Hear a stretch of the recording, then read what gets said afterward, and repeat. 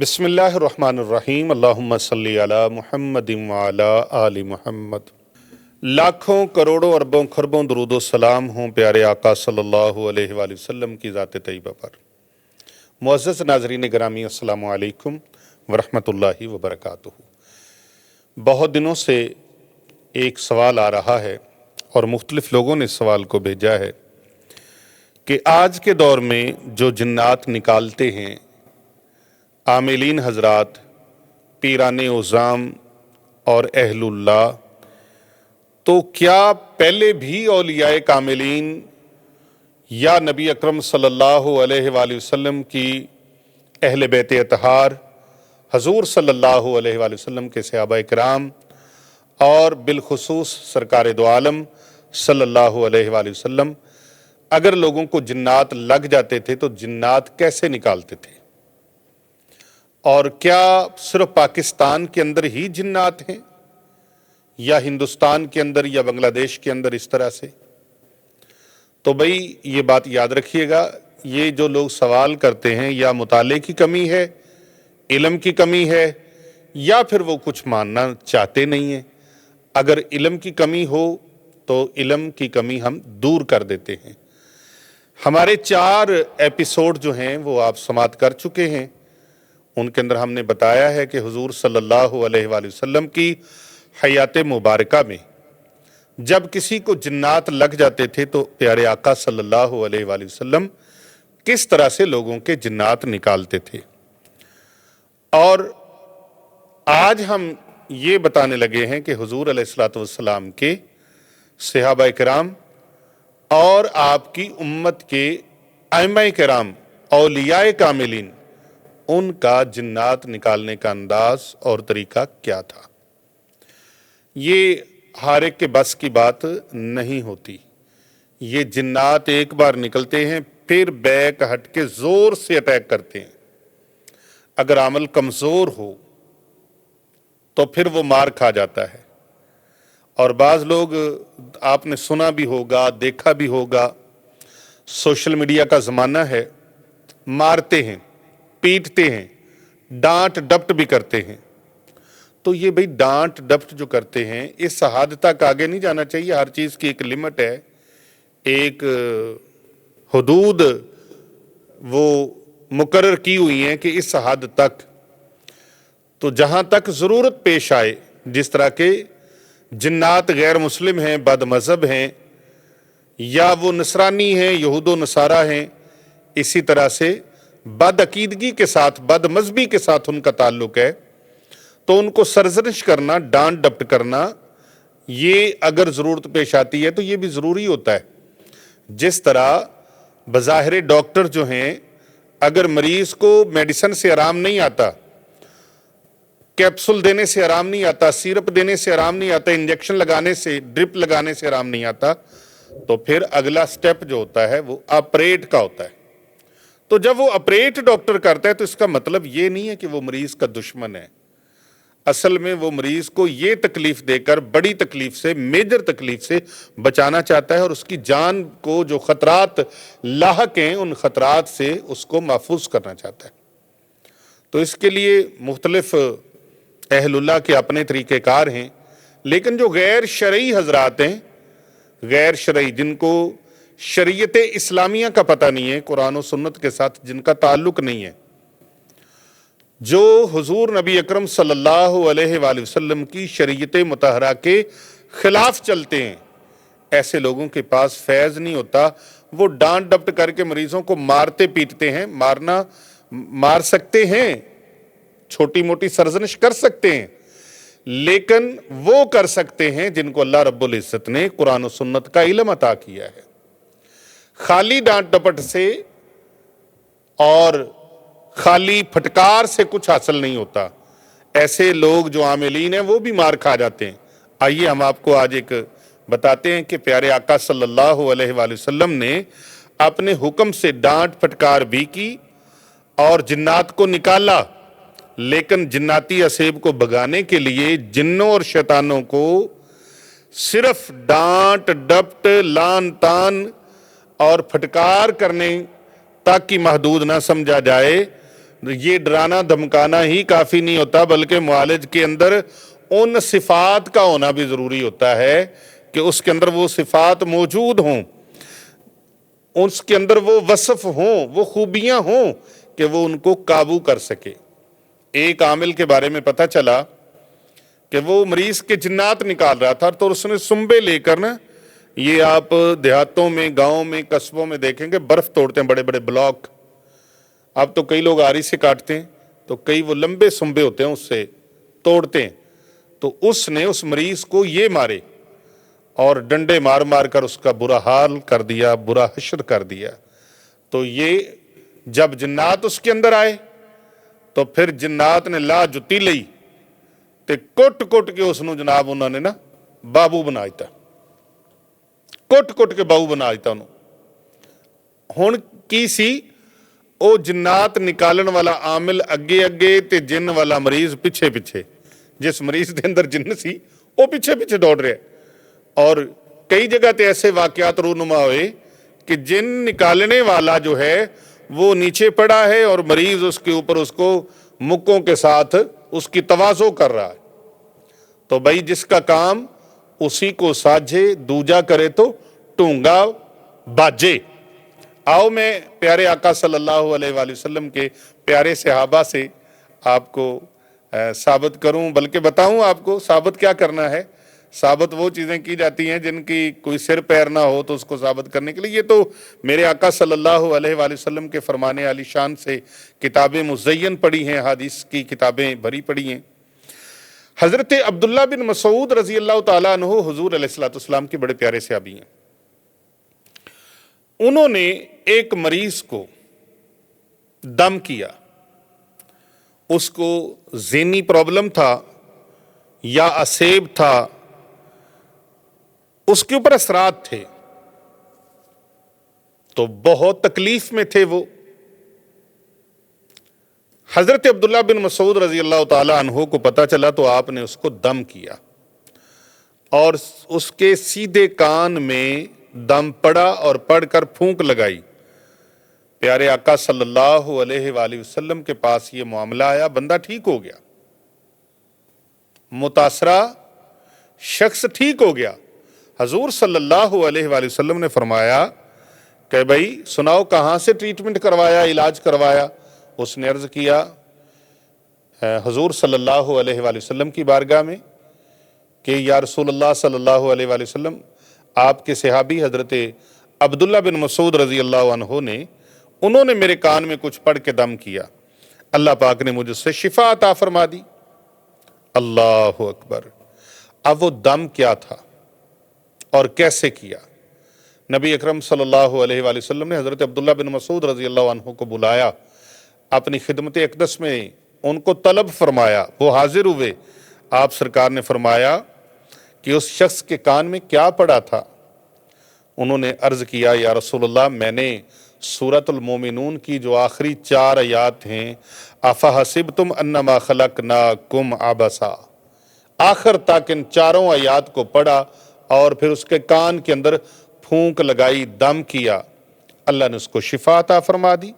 پیارے نبی صلی اللہ علیہ وآلہ وسلم نے فرمایا لو ان رجلا موقنا قرأ بها على جبل لزال، اگر کوئی مومن یقین کے ساتھ ان کو پڑھ کر کسی پہاڑ کے اوپر بھی پھونک دے، پڑھ دے، تو وہ پہاڑ بھی اپنی جگہ سے سرک جائے گا، وہ پہاڑ بھی اپنی جگہ سے سرک جائے گا۔ اللہ اکبر۔ تو یہ حضور صلی اللہ علیہ وآلہ وسلم کے پیارے صحابی کا یہ دم کان والا، الحمدللہ اس فقیر کے پاس پوری دنیا سے لوگ کان والا دم یہ کرواتے ہیں، اور ملکوں میں باہر بیٹھے ہیں اور یہ دم ہوتا ہے۔ اور ایسے میرے پاس ایک صاحب آئے، عمران صاحب ان کا نام تھا، برمنگم سے، ان کو یہ کان والا دم ہوا، کہتے میں نہیں مانتا کسی کو۔ میں نے کہا قرآن کو تو مانتے ہو نا؟ تو قرآن کریم کی آیات بینات کو پڑھا اور وہ کہتا ہے کہ میرے جسم کے اندر سے ایسے لگا مجھے جیسے چنگھاڑتے ہوئے جنات، عورتیں، مرد و خواتین، بچے بوڑھے دوڑی جا رہے ہیں، چنگھاڑتے ہوئے، چیختے ہوئے اچھا اس کا عمل اور بھی ہے، سلام علی نوح فی العالمین، ہم کثرت کے ساتھ یہ پڑھتے ہیں اور اس کا چلہ کرتے ہیں، عمل کرتے ہیں اور کرواتے ہیں، اس سے بھی بہت سارے فیوز و برکات ہیں۔ لیکن افحسبتم کا عمل میں نے برمنگم میں بیٹھے مریض کو دم کیا، الحمدللہ اس بندہ فقیر نے قرآن کریم سورۃ المومنون کی یہ آخری 4 آیات، اس کا الحمدللہ عمل کیا ہوا ہے، پیر و مرشد نے کروایا ہے، آفتاب ولایت حجت الاسلام، شیخ طریقت رہبر شریعت حضرت شیخ القرآن والحدیث حضرت مفتی پیر محمد عابد حسین رضوی سیفی رحمۃ اللہ تعالی علیہ، جو کہ حضرت امام خراسانی مبارک پیر ارچی علیہ رحمت الرحمن کے بڑے منظور نظر خلیفہ تھے۔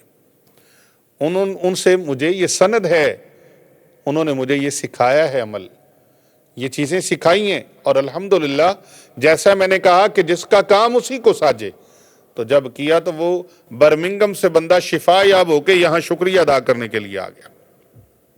13 دن وہ آ کے آستانے پر رہا، اور وقت کے بڑے پیارے منجھے ہوئے صحافی شاہد نذیر چودھری صاحب، انہوں نے سسٹم ٹوڈے ایک میگزین نکالا، اور اس میگزین کے اندر اس واقعے کو رقم کیا، اس واقعے کو رقم کیا کہ اس بندے کا قرآنی آیات پر اتنا مضبوط یقین ہو گیا، میں نے کہا کہو یہ تسبیحاں پڑھا کرو، قرآن زندہ باد، عمل قرآنی زندہ باد، یہ اللہ کا کلام ہے، الف لام میم ذالک الکتاب لا ریب فیہ۔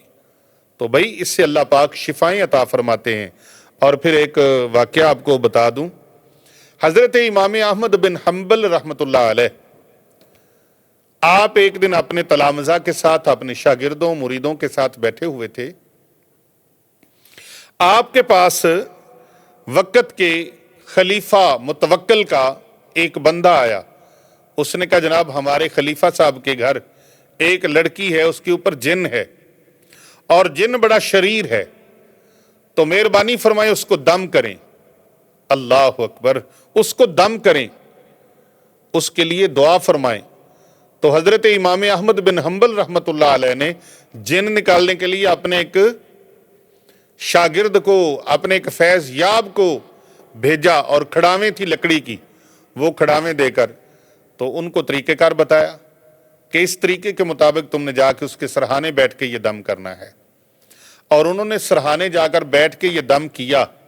حضرت چند پیر سرکار صاحب جب سرہانے بیٹھ کے وہ دم کر رہے تھے، تو وہ دم کیا تھا، کیسے تھا، کیا الفاظ تھے، کس طریقے سے تھا، میں اس کا ایک آپ کو منظر پیش کرتا ہوں کہ اس طریقے سے انہوں نے دم کیا۔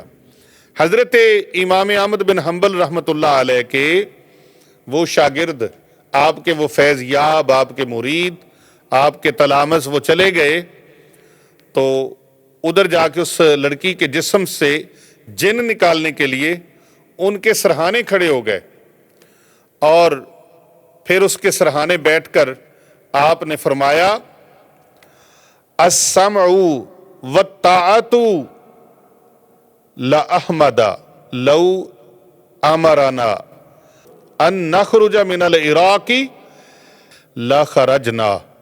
اچھا وہ اس لڑکی کے سرہانے کھڑے ہو گئے، تو حضرت امام احمد بن حنبل رحمۃ اللہ علیہ نے دم بتایا تھا، فرمایا اس کے سرانے کھڑے ہو کے تو آپ نے ان کو یہ اعلان کرنا ہے کہ تجھے ان 2 باتوں میں سے کون سی پسند ہے؟ 2 باتوں میں سے کیا پسند ہے؟ اس لڑکی کے جسم سے باہر نکلنا ہے، یا یہ جو کھڑاویں میں لے کے آئے ان سے 70 مرتبہ مار کھانی ہے؟ پیر صاحب وہ لکڑی کی کھڑاویں بنی ہوئی تھی، تو یہ ان کا طریقہ تھا، معمول تھا، ہر معالج کا اپنا اپنا طریقہ ہے۔ تو فرمایا مجھے امام احمد بن حنبل رحمۃ اللہ علیہ نے، میرے مرشد نے، میرے استاد نے بھیجا ہے، آپ نے مار کھانی ہے یا اس کے جسم سے نکلنا ہے؟ بس وہ ایسے کہتے گئے، تو اس لڑکی نے بولنا شروع کر دیا۔ وہ لڑکی نہیں بول رہی تھی، لڑکی کے اندر وہ جن بول رہا تھا۔ وہ جن کیا کہتا ہے؟ وہ جن کہتا ہے السمع والطاعت لأحمد لو امرنا ان نخرج من العراق لخرجنا منہ انہ اطاع اللہ ومن اطاع اللہ و اطاعہ کل شیء۔ اللہ اکبر۔ سننا اور اطاعت کرنا امام احمد رحمت اللہ علیہ کے لیے ہے۔ اگر وہ ہمیں عراق سے نکل جانے کا حکم دیتے تو ہم عراق سے بھی نکل جاتے، عراق سے بھی نکل جاتے۔ وہ اللہ کے فرما بردار اور برگزیدہ بندے ہیں۔ جو اللہ کی اطاعت کرتا ہے، اللہ کے رسول کی اطاعت کرتا ہے، ہم اس کی اطاعت کرتے ہیں۔ یہ جن بولنے لگا آگے سے۔ اب عامل ہو جس کو الف با بھی پڑھنی نہ آتی ہو، جس کو نماز نہ آتی ہو، تو وہ جن کیسے نکالے گا؟ وہ اللہ کا فرما بردار نہیں تو جن اس کے تابع دار کیسے ہو جائیں؟ اللہ اکبر۔ تو اللہ رب العزت کا کرم ہوا کہ جن لڑکی کے جسم سے نکل گیا، پھر وہ لڑکی دلہن بنی، اس کی اولادیں ہوئیں، مگر ایک وقت ایسا آیا کہ حضرت امام احمد بن حنبل رحمۃ اللہ علیہ وفات پا گئے۔ جب وفات پا گئے تو پھر ایک وقت آیا کہ اس خلیفہ متوکل کی اس لڑکی کو جن پھر اٹیک کر دیا۔ جن نے جب جن نے پھر اٹیک کر دیا تو اب جن نے اٹیک کیا تو پھر انہوں نے بندہ بھیجا حضرت امام احمد بن حنبل رحمۃ اللہ علیہ کے حلقہ احباب کے پاس۔ جب وہ بندہ آیا تو پھر ایک بندہ آپ کا وہاں گیا، ایک شاگرد پھر گیا اور اس کے پاس وہی کھڑاویں تھیں۔ اس نے جن سے کہا نکل جا ورنہ میں تجھے کھڑاؤں سے ماروں گا۔ اب جن نے کیا جواب دیا؟ چند پیر صاحب، جن کہتا ہے لا اوتیعک ولا اخرج اما